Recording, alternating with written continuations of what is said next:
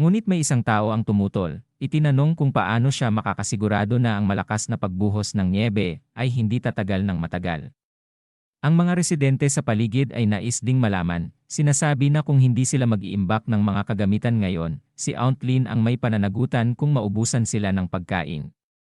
Sinabi ni Aunt Lynn na ang komite ng barangay ang magiging responsable para sa isyong ito. Pagkatapos ay tinuro si Jiang Yi ito upang ilihis ang atensyon at sabihan na huwag magdulot ng gulo. Hindi niya pinansin ang mga banta at bumalik sa kanyang ligtas na tahanan.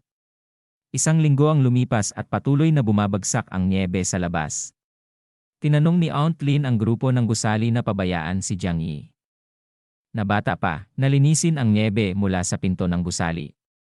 Sinabi ni Jiang Yi na walang silbi ang paglilinis dahil parang sinusubukan nilang patuyuin ang isang ilog gamit ang isang balde. Sa pamamagitan ng pagtanggi sa kahilingan ni Aunt Lynn na linisin ang nyebe, ipinayo ni Jiang Yi na hingan niya ng tulong ang mga mayayaman sa barangay.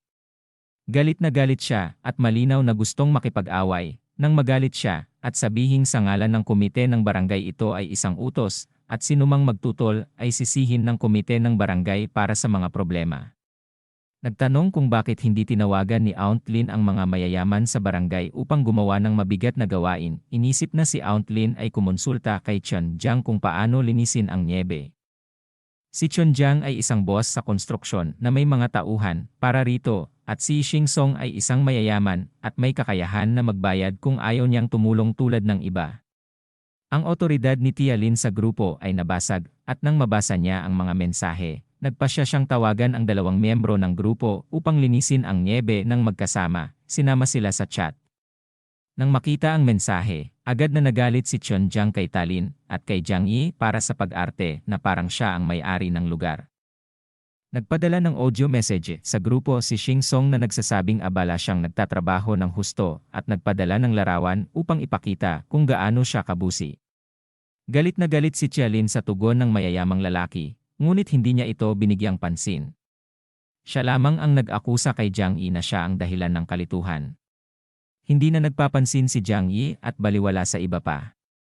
Lubha ang galit ni Tia Lin kaya tinawagan niya ng personal si Jiang Yi upang magreklamo. Binantaan siya ni Jiang Yi na kung patuloy siyang magdudulot ng kalokohan at gugulo sa kanya, papatayin niya ito. Sa takot, napangiwi siya at hindi na nagsalita pa sa grupo. Habang siya ay kumakain, may narinig siyang malakas na ingay mula sa pintuan, at si Chen Jiang sa labas ay sumigaw na nagmamagaling ka sa chat na pinaharap mo ako sa iba sa grupo. Papatayin kita ngayon. Jiang Yi ay kumuha ng kanyang pana at pumunta sa pinto, habang si Chen Jiang ay tumitira sa pamamagitan ng mahika. Tama sa butas ng pinto, tinanong niya kung sino ang unang papatayin. Hinampas ni Jiang Yi ang shi ni Chen Jiang ng isang araw sa pamamagitan ng butas ng pintuan. Nakita niya ang mayabang na lalaki sa sahig na nagmamakaawa sa sakit ng hindi tumitigil. Walang makakaisip na isang hangal at walang malay na batang mayroong tapang na gawin ito. Hindi alam ni Chen Jiang na ito lamang ang simula ng paghihiganti ni Jiang Yi. Sa lamig ng panahon, maaaring mamatay si Chen Jiang kung hindi agad na aalagaan. Unti-unting mamamatay sa impeksyon at pagiging mahina, mamamatay sa lamig. Lumalaban upang makarating sa elevator, hindi niya inaakalang itong bata na nakita niya ng 3 beses sa kanyang buhay ang gagawa nito sa kanya.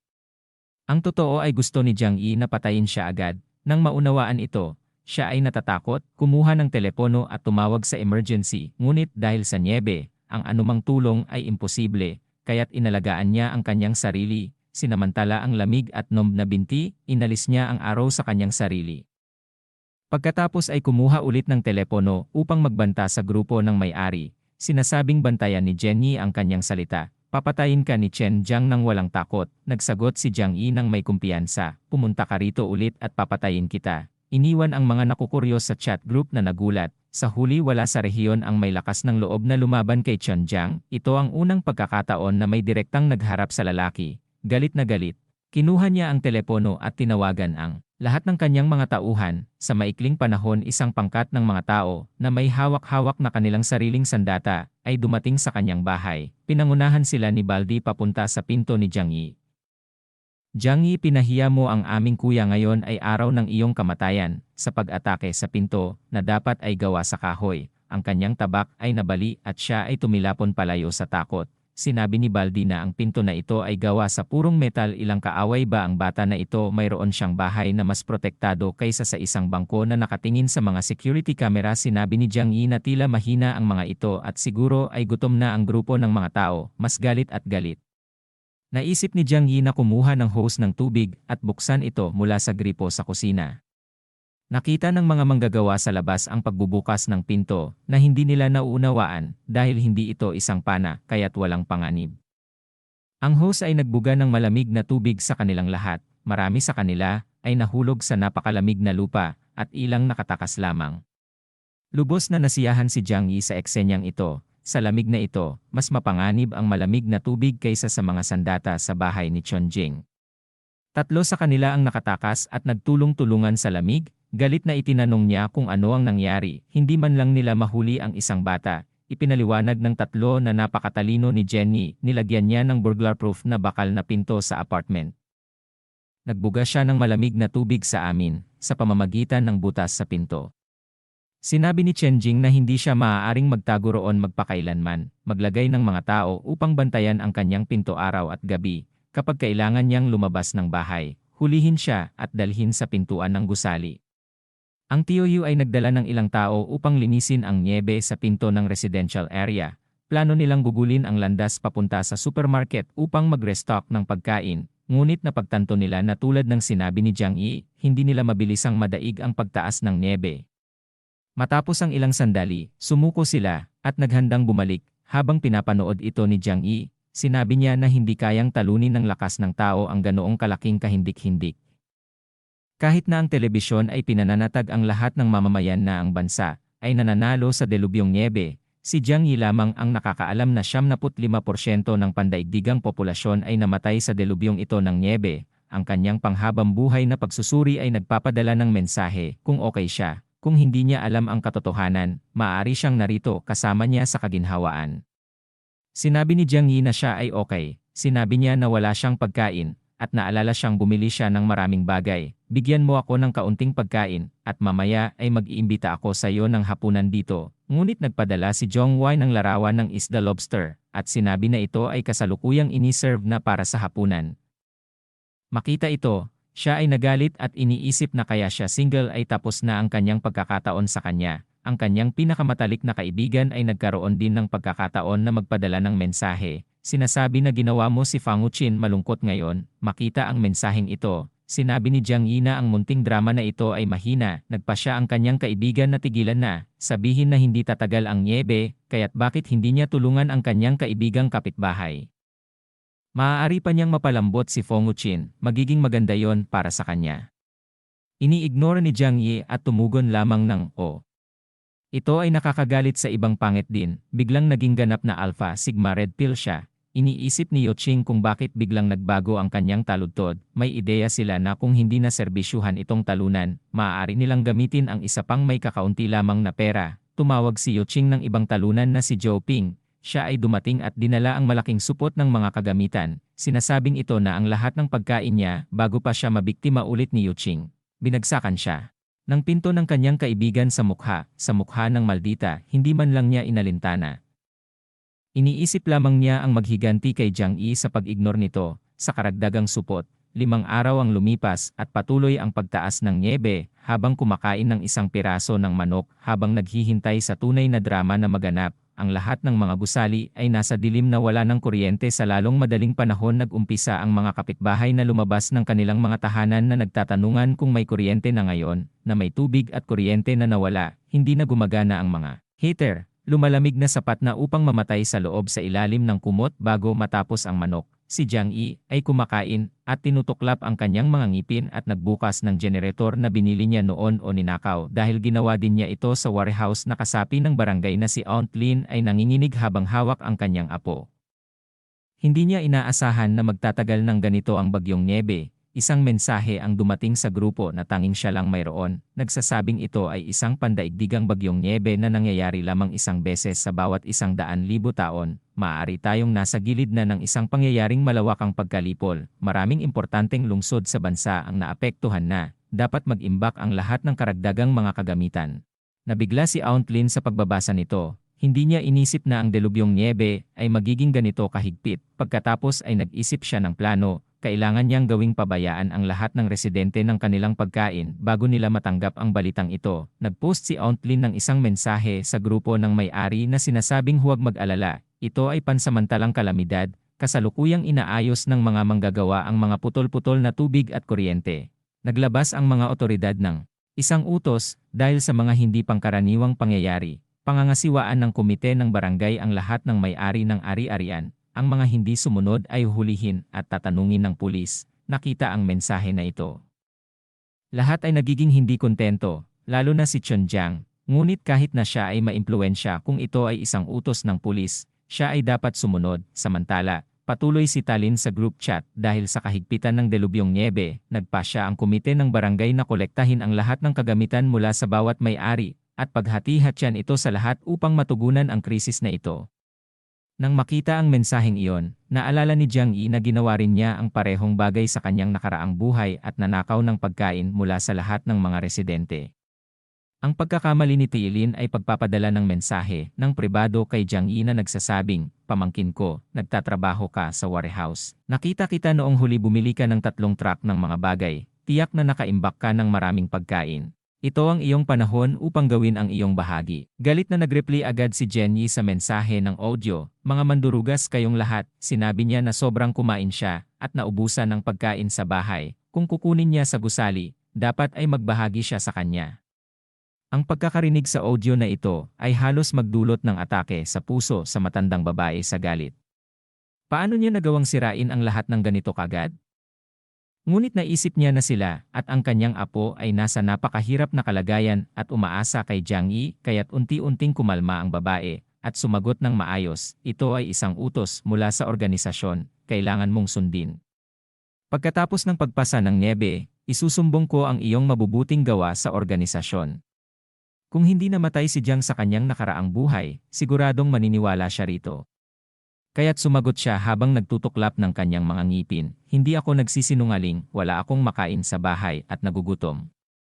Paano kung ipadala mo sa akin ang ilang instant noodles?" Sa pagkakarinig nito, hindi na napigilan ni Tialin ang kanyang sarili, at sinagot si Jiang Yi na tumatanggi sa pagsuko ng kanyang kagamitan ay pareho sa paglaban sa organisasyon. "Siguradong iaalay ko kayong lahat sa report." Binaligtad siya ni Jiang Wei at sinabi na wala siyang silbi. Ito ay lubhang nakakapagpabagabag kay Tialin, kaya't ibinalibag niya ang kanyang telepono sa pader, galit kay Jiang Yi tulad niya. Pagkatapos na hindi makakuha ng anumang pakinabang, nakatuon si Tialin sa iba pang mga may-ari. Kung magagapi niya ang ilan sa kanila, sapat na yon. 2 araw pagkatapos, sa kasinungalingan ni Tlin, ilang may-ari ang nagpadala ng kanilang mga kagamitan sa bahay ng matandang babae. Sa sitwasyong ito, iniisip ni Jiang Yi na ang lahat ay mga tanga, naniniwala sa sinuman sa mundo pagkatapos ng apokaliptikong pangyayari. Matapos ang mahabang panahon, ang buong mundo ay dapat nang magulo. Kulang sa pagkain, tanging naghihintay na lamunin ng gutom o maghanap ng pagkain, maraming may-ari ang nagsisimula ng itag si Tialin sa chat, nagtatanong tungkol sa mga kagamitan na dapat ay pagbabahaginan ng pantay-pantay. "Marami sa amin ay walang pagkain sa bahay. Kailangan namin ng pagkain o kakainin ka namin." Si Tialin na kurakot na trustee ay tumugon sa mga hiling ngunit sa pagbibiro, sinabi niya sa kanila, "Kayo ay mga hangal, ang mga kagamitan na ito ay nakamit sa pamamagitan ng aking masigasig na pagtatrabaho, bakit ko sila dapat ibigay sa inyo?" Sa oras na yon, ang kanyang telepono ay tumunog at nakita niyang si Chen Jiang ito ay nagsimula siyang pawisan ng malamig. "Anong gusto mo sa isang matandang babae, Chen Jiang?" Ang sinabi ni Chen Jiang ng malamig, "Tilin, niloko mo talaga at kinuha ang lahat ng kagamitan ng lahat sa iyong bahay." Nagkunwaring walang kamalayan si Tilin at sinabi na ito ay ang kaayusan ng community committee at ginagawa niya lamang ang kanyang tungkulin. Sinabi ni Chen Jiang na ito ay perpekto, 10 sa kanila ay naghihintay para sa kanya upang ipamahagi ang mga kagamitan. Nang marinig ito ay sumubok si Tia Wai na magtanggol, sinasabi na ang mga kagamitan na ito ay hindi pa naayos, ilang may-ari ay hindi pa nag-aalok ng kanilang mga kagamitan kaya't hindi pa nila maaaring umpisahan ang pamamahagi. Sinabihan siya ni Chen Jiang na magaling, kasama ng kanyang mga nagugutom na kasamahan, sinakop nila ang kanyang bahay. Walang batas sa kaguluhang ito at sinampal nila ang matandang babae sa mukha. Sa araw na ito siya ang katarungan. Habang kalmado ang kumakain ng sausage at binabantayan ang lahat sa mga kamera ng pangangalakal, naisip ni Jiang Yi na i-record ang mga pangyayari sa bahay ni Tia Lin at ibahagi ito sa chat group ng gusali. Nakita niyang parang kukunin nila ang lahat ng pagkain at hindi mag-iwan ng anuman. Sinubukan niyang pigilan si Chen Jiang, sinasabi na ang ilan sa mga kagamitan doon ay kanyang personal na inimbak. Tinanong niya kung paano mabubuhay ang kanya at ng kanyang apo nang walang mga kagamitang iyon. Puminsala lamang si Chen Jiang sa kanya at sinipa ang matandang babae. Sa gulat, kumuha ang apo ng isang bread knife upang ipagtanggol ang kanyang lola at sinaksak niya sa ari ang isa sa mga manggagawa. Tinadyakan naman ng manggagawa habang nagtatawanan ang iba. Wala naman ginawang pakialam si Chen Jiang sa sitwasyon at pinagtanggol pa niya ito. Sinasabi na ito ang narapat sa kanya para sa pagdadaya at inilalahad na sila ay naghahatid ng katarungan sa pamamagitan ng residente. Tinapik-tapik din ng mga nanonood at tinatanggap ang eksena, sinusundan ang mga sinabi ni Chen Jiang. Sinabi ni Jiang Yi na ang mga tao ay hindi naiintindihan ang totoong problema.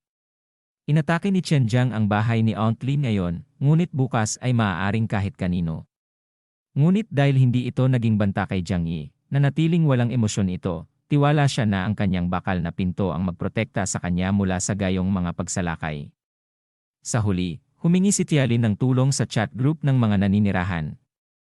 Humahanap ng hemostatic drugs, wound medicine, at antibiotics para sa kanyang apo na nasugatan ni Chen Jiang. Nabigla si Jiang Yi na malaman na si Dr. Xiao, isang mabait na doktor mula sa kanyang nakaraang buhay, ay kasama sa pangyayari. Bagamat nanalangin si Tia Lin at nagbubuni ng pasasalamat, walang isa sa grupo ang handang magbigay ng tulong. Ipinakita ito ni Jiang Yi bilang karma. Sa labas, nagpatuloy ang snowstorm ng mahigit 1 linggo, halos pinaralisa ang lahat. Sa lupa, tila mababakante ang pag-asa ng pagkaligtas ng bata kahit pa siya'y maligtas ng doktor. Madami ang nakarinig mula sa balita na ito ay isang global na snowstorm na nangyayari lamang bawat 100,000 taon na nililibing ang mga lungsod sa snow at nagbaba ng temperatura sa delikadong mga antas. Madalas, ang mga naninirahan na sumubok na lumikas sa timog ay nagbungguan sa lamig sa daan. Sa chat group ng mga naninirahan, humingi muli si Tia Lin ng tulong, sinasabi na ang kanyang apo ay nagugutom na sa 2 araw. Sa wakas, nakita ang desperasyon niya, nagsimulang magbenta ang mga naninirahan ng mga pack ng instant noodles sa napakamahal na presyo, ngunit sa huli tumulong din sila sa kanyang apo. Nakakatawa para kay Jiang Yi na makita ang lahat at hindi nila nauunawaan ang apocalypse sa harap nila. Sa madaling panahon, kailangan na nilang kumain ng pera tulad ng isang mayaman at may kaalaman sa mga bagay-bagay. Si Xingzong ay nagsimulang bumili ng pagkain mula sa lahat ng nagbebenta nito sa napakamahal na presyo. Alam niyang hindi pwedeng kainin ang pera sa mundong ito sa gitna ng kagipitan. Isang single mother ang humingi ng tulong sa grupo dahil ang kanyang anak ay malapit na mamatay sa gutom at umaasang matutulungan sila ng lahat. Sinabi ni Jiang Yi na sa kanyang nakaraang buhay, ang babae at ang kanyang anak ay nagtagal ng matagal, kaya't okay lang. 10 araw na mula nang mag-umpisa ang pagyelo. Tulad ng dati, si Jiang Yi ay nasa bahay lamang na nag-i-enjoy sa kanyang kinalalagyan. Sa oras na ito, may tumawag sa kanya. Nakita niya kung sino ito at napangiti. Binuksan niya ang video call at sinabing tila payat na ang kanilang hitsura. Tinanong nila kung kumakain ba siya ng maayos. Ang pagkakakita sa manok ay nagpadrool sa kanilang dalawa agad at nagtanong kung bakit siya ay mayroon pa ring maraming pagkain sa bahay at bakit pawis siya sa ginawang ito. Biniro niya na mayroon siyang fireplace sa bahay, kaya't mainit doon at nagbiro na iniisip pa niyang tumakbo sa labas para magkaroon ng sariwang hangin. Nang makita ni Yuqing na nagdadrool kay Jiang Yi, sinabi niya na kahanga-hanga ito at nagtanong kung pwede siyang maligo at sumama sa kanya sa loob. Ngunit nang hindi nagdalawang isip na tanggihan ni Jiang Yi ang imbitasyon at nagbiro pa, nagalit agad siya sa mga salitang ito ni Jiang Yi. Okay lang kung ayaw mo tumulong, ngunit ang pagbibiro ay hindi cool. Ganun ba yon? Iniisip mo pa rin ba akong talunan? Tanong ni Yuqing kung gusto nila ng pagkain, hanapin nila ang mayayaman at itong pinakawalan niya ang tawag. Sa kabila nito, si Yuqing ay napakagalit na ibinato ang kanyang telepono sa sahig. Ang kanyang talunan ay hindi natalunan pa. Ang kanyang best friend ay nagpupuri pa rin kay Jiang Yi, sinasabi na ang lalaking ito ay kamangha-mangha. Sayang lang para sa kanya na hindi niya na-enjoy ang mga bagay sa kanyang lugar. Sa kasalukuyan, mas magaling siya kaysa sa mga mayayaman na kasama nila dati. Nagtapos ang dalawa sa suntukan dahil hindi matanggap ng babae na tawagin siyang tanga. Samantala, itinigil na ng gobyerno ang pagtatago ng balita tungkol sa delubyong yelo at naglabas ng pahayag sa TV upang matugunan ang pangangailangan ng lahat sa kuryente. Ang supply ng kuryente ay magiging magagamit lamang sa gabi at mababa lamang ang boltahe para sa mga mababang power na aparato. Sa kasalukuyan, lahat ng malalaking planta ng kuryente ay naka-shutdown at limitado ang supply ng kuryente. Lahat ay dapat gumamit lamang ng kanilang mga cellphone at ilang lampara. Walang elektrikong shower. Alam na ng lahat na walang wakas ang delubyong yelo. Matapos ang labanang tumagal ng 1-0 minuto nang walang naging epekto sa kanilang pagkakaibigan, nagdesisyon sina Yuching at ang kanyang kaibigan na maging direkta. Kinuha ni Yuching ang telepono at tinawagan si Zhou Pang na talunan, at sinabi ang kwento tungkol kay Jiang Yi na nais daw sirain ang kanyang kalinisan dahil may pagkain siya. Galit na galit si Zhou Pang nang marinig ito at sinabi na si Jiang Yi ay isang traidor at dapat na patalsikin. Nakita ni Yuching na galit si Zhou Pang, kaya pinangunahan pa niya ito at nilinlang ang talunan na magnakaw sa bahay ni Jiang Yi. Sa sandaling magkasama na sila, nagpunta sila sa kanya, at ang tatlo ay nasa kanyang pinto, bawat isa ay may bitbit na kutsilyo. Nanunood si Jiang Yi sa lahat sa pamamagitan ng mga kamera. Nakita niya ang mga huling talunan at alam niyang wala silang anumang ideya tungkol sa mga kamera. Kumalabit sila at humiling ng pagpapalit ng gamot na kanilang dala para sa pagkain. Galit sa kanilang pagtatangka na lokohin siya, nagpasya si Jiang Yi na maging agresibo sa pamamagitan ng pagkuha ng hose upang itapon ang tubig sa kanila at tapusin ang problema. Nagbago siya ng isip nang makita ang nagtatambak na basurahan.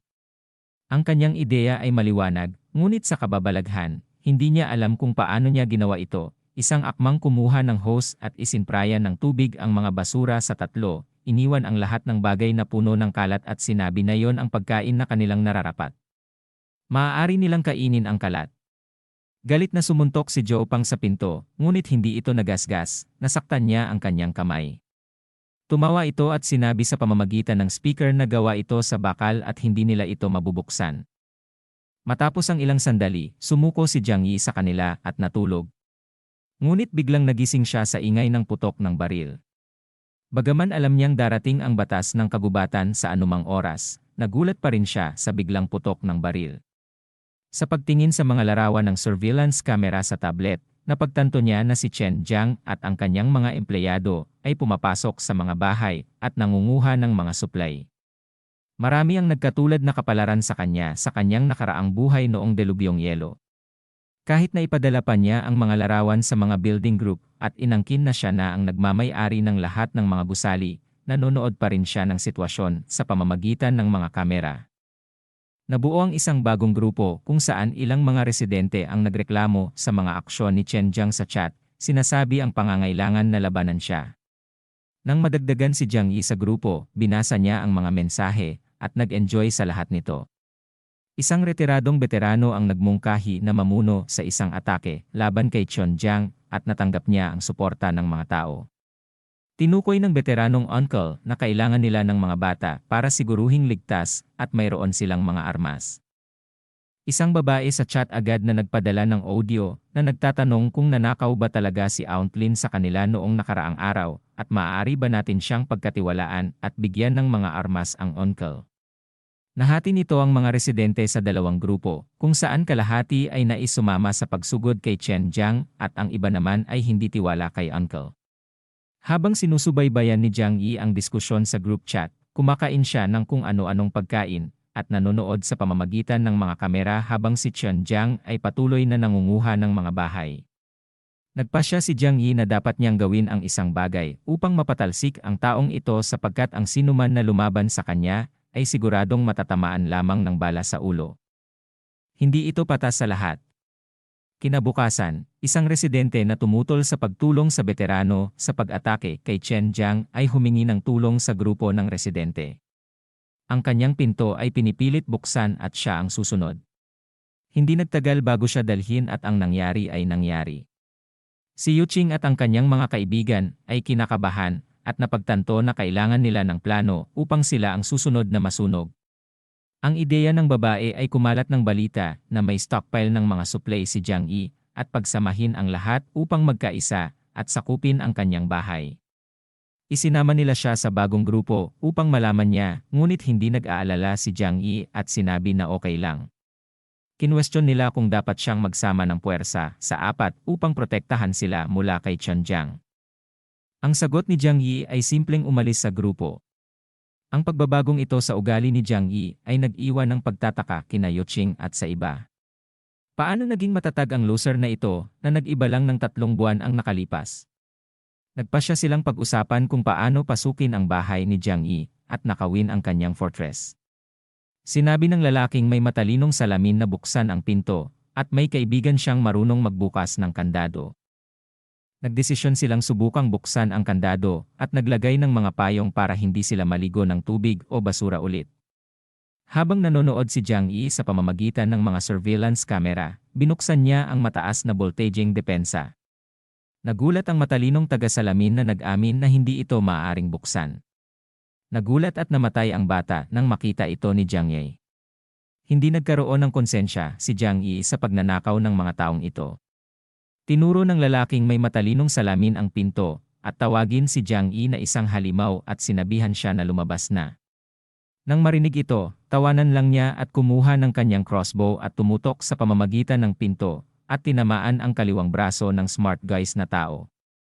Pumunta ang dalawa upang tulungan ang nasugatan at sila rin ay tinamaan.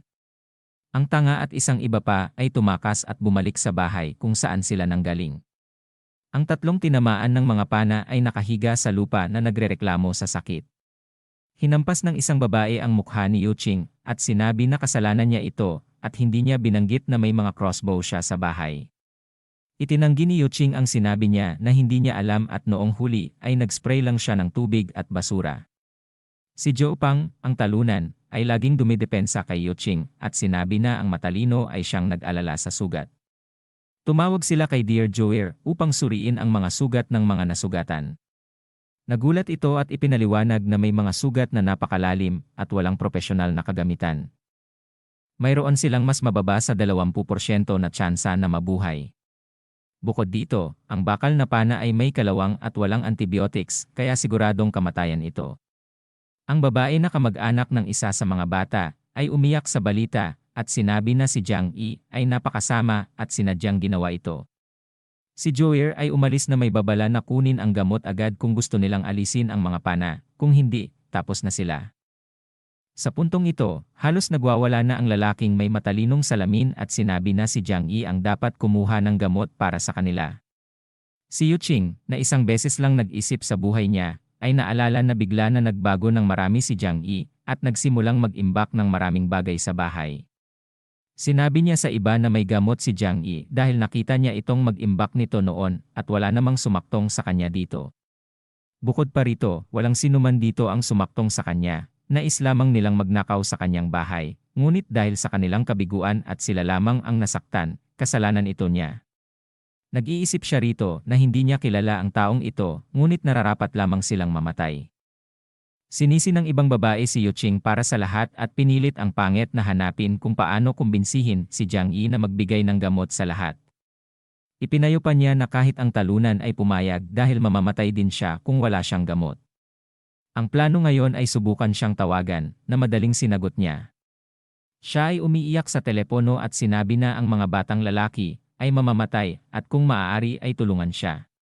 Ang tanging tanong ni Jiang Yi ay bakit niya dapat gawin ito.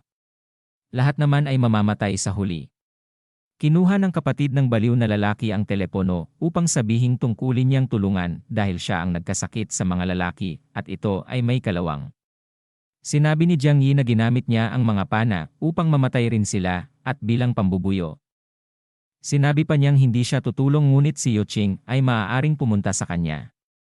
Sa sandaling iyon, kinuha ng babae ang telepono at sinabi na siya ay sayo na ngayon, gawin mo na ang gusto mo sa kanya. Sinabi ni Jiang Yi sa kanyang kaibigan na dumating na siya. Agad niyang tinulak ang kaibigan niya at sinabing umalis sa kanya. Ang pinsan ng isa sa mga batang lalaki ay sinampal siya sa mukha at tinawag na manloloko tulad ng dati. Sinilip pa niya si Joe Pang na sobrang talunan at humihiling ng tulong sa kanya. Siya na ang nagtulak dito at sinabi na dapat siyang pakawalan at maging masaya sa kanya. Sinabi rin niya na si Joe Pang ay mabait na tao, ngunit mahirap at mahina. Ang kapatid ni Jiang Yi ang magpapaligaya sa kanya ngayon. Ang bata ay hindi na makapalag sa sakit kaya tumakbo siya agad papunta sa bahay ni Jiang Yi pero pinigilan siya ng iba.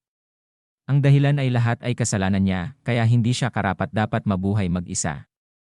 Inuulit ni Dear Joker na kailangan nilang kumuha ng gamot agad at umalis na. Sinabi ng lalaking may matalinong salamin na dapat ituloy nila ang plano na kumalat ng balita na maraming pagkain si Jiang Yi. Sinabi ng matalinong tao na kapag kinuha ni Chen Jiang at ang iba ang bahay ni Jiang Yi, maaari silang makakuha ng gamot. Taliwas si Yuching na gawin ito sa kapatid ni Jiang Yi. Ginawa itong malinaw ng ibang babae na kung magsasalita siya, mawawalan siya ng ngipin. Ngayon, tutol si Joe Pang na sampalin si Yuching pero sinabi niya sa kanya na ito ang tanging pagpipilian. Kung gusto niyo pong ipagpatuloy ang kwento ni Ginny, paki-subscribe na lang po at gagawin agad ang video. Maraming salamat po.